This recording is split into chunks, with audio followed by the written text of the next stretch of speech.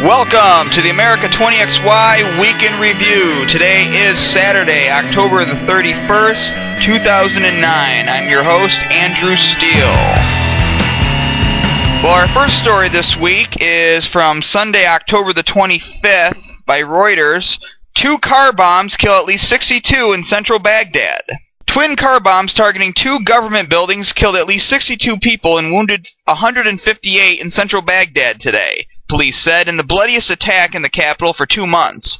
Violence has fallen in Iraq since U.S.-backed tribal sheiks helped wrest control from al-Qaeda militants, and Washington sent extra troops, but attacks are still common in a nation trying to rebuild after decades of conflict, sanctions, and strife.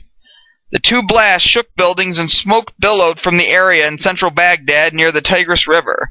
The first blast targeted the Justice Ministry, and the second, minutes later, was aimed at the provincial government building, police said. Now, for the next day, we have this story from the AFP. It was printed on Raw's story. Actually, it was on October 27th. Baghdad governor sees Iraqi security force collusion in recent attacks. Baghdad's governor on Monday blamed negligence or even collusion by the security forces for devastating twin suicide bombings that killed around 100 people in the heart of the capital.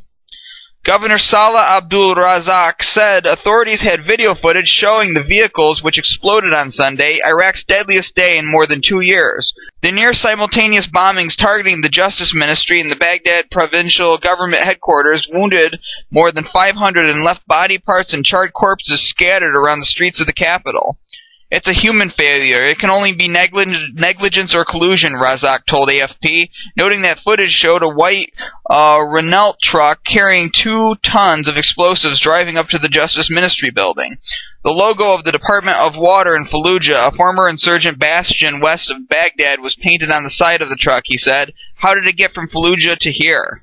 And that same day, MSNBC's Rachel Maddow commented on this as well. This is in an article also from Raw Story. Largest Iraq bombing in 2 years may have been inside job. Sunday's twin suicide bombings in Baghdad that killed at least 155 people and wounded 500 others may have had help from within Iraq's security apparatus, MSNBC's Rachel Maddow reported Monday. This was a really well-coordinated attack on an area in Baghdad that's supposed to be well-protected, Maddow told viewers. In order to reach their targets, the bombers driving these truck bombs had to pass through several checkpoints that were guided by security forces, and those security forces were supposed to be using handheld devices designed to detect explosives. Maddow quoted a comment from Brian Catalyst, a Middle East expert at the Center for American Progress, who wrote, "You don't want to do this kind of attack without having someone on the inside. It implies infiltration of the government. If there's an objective, it's to send a message to whoever is in power that not everyone recognizes them as being in charge." A group called the Islamic State of Iraq, which reportedly includes al-Qaeda in Iraq, has claimed responsibility for the bombing. Though, as the Washington Post notes, the authenticity of that claim has not been verified. In other news, we have this story from Al Jazeera. It broke all over mainstream media in America too, on October 28th. Karzai brother on CIA payroll. The brother of Hamid Karzai, the Afghan president, has been receiving regular payments from the U.S. Central Intelligence Agency, the New York Times has reported. The newspaper, quoting current and former U.S. officials, said on Wednesday that Ahmed Wali Karzai, a suspected participant in Afghanistan's booming illegal opium trade, has taken payments for much of the past 8 years that the U.S. has been in the country. It said Karzai gets paid for a variety of services that include helping and recruiting an Afghan armed force that operates at the CIA's direction in and around the southern city of Kandahar, where he has a home. But the newspaper added that Karzai said in an interview that he only cooperated with U.S. civilian and military officials and did not engage in the drug trade or receive payments from the CIA. Then it has a segment in the article, Significant Questions. The Times said the financial ties and close working relationship between the intelligence agency and Karzai raised significant questions about Washington's war strategy in Afghanistan, which is currently under review at the White House. The U.S. has stationed troops in the country since 2001.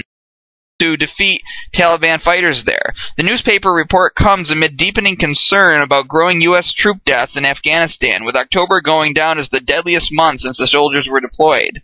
The Times quoted Major General Michael T. Flynn, the senior U.S. military intelligence official in Afghanistan, as saying, "If we are going to conduct a population-centric strategy in Afghanistan, and we are perceived as backing thugs, then we are just undermining ourselves." The ties to Karzai have created deep divisions within the administration of Barack Obama, the U.S. president, according to the newspaper. The Times says that critics say the relationship complicates Washington's increasingly tense ties with Hamid Karzai, who has struggled to build a sustained popularity among Afghans and has long been portrayed as by the Taliban as a U.S. puppet. The CIA's practices, the newspaper reported, also suggest that the U.S. is not doing everything in its power to stamp out the lucrative Afghan drug trade, a major source of revenue for the Taliban. And then another segment of the article, unauthorized operation. Several U.S. officials the newspaper interviewed said the relationship between Ahmed Wali Karzai and the CIA is wide-ranging. The official said he helps the CIA to operate the Kandahar Strike Force, an armed group that is used for raids against suspected Taliban fighters. On at least one occasion, the newspaper reported, the official said the strike force had been accused of mounting an unauthorized operation against an official of the Afghan government. The president's brother is also paid for allowing the CIA and U.S. Special Operations soldiers to run a large compound outside the city, the former home of Mullah Mohammed Omar, the Taliban's founder, the Times said. The same compound is also the base of the Kandahar Strike Force. The newspaper quoted a senior U.S. official who spoke on condition of anonymity as saying, "He's our landlord." Paul Gimigliano, a CIA spokesman, told the Times, "No intelligence organization worth the name would ever entertain these kinds of allegations." Also on October the 29th, we have this article from antiwar.com by Jason Ditz. U.S. cedes de facto control over East Afghan province to Taliban. Following an all-out assault by several hundred insurgents on 2 U.S. outposts in Nuristan earlier this month, the U.S. quickly abandoned both sides. The Pentagon maintains that they had been planning to abandon the base at any rate, and that it was only a coincidence that they were attacked just a few days before the move. 2 other U.S. posts in Nuristan has been attacked last year and were also abandoned.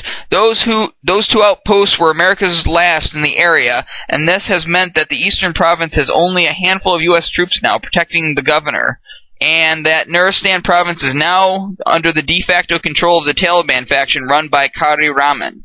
Nuristan lies along the border with Pakistan's tiny Bajur agency, which the U.S. launched a rare drone attack against late last week. Militants linked to Rahman, having effectively secured Nuristan, say they have their sights set on Bajur, and the U.S. strike was likely a last-ditch American effort to stave off that eventuality, the last thing Pakistan needs after starting a major offensive on the other side of the tribal areas under intense U.S. cajoling. And then we have this article, also from antiwar.com, on day before on October 27th by Jason Ditz. U.S. quietly slips funds into military bill to pay off Taliban. The $680 billion U.S. military funding bill that passed last week saw its share of controversy over pet projects, attempts to block the Guantanamo Bay closure, and new curbs on aid to Pakistan. Less talked about, however, was a $1.3 billion clause quietly slipped into the bill to support the reintegration into Afghan society of those Taliban which renounce violence. What this ultimately means is that the U.S. will be directly paying off elements of the Taliban seen as less ideological, something officials have been talking about for quite some time. Senator Levin is presenting it as a way to help former Taliban fighters to protect their communities. But with the momentum going the Taliban's way, the supply of former Taliban is likely in short supply. In all likelihood, much of the funding will go directly into the coffers of existing Taliban fighters in an attempt to convince them to switch sides. Now, from an webpage called Jurist,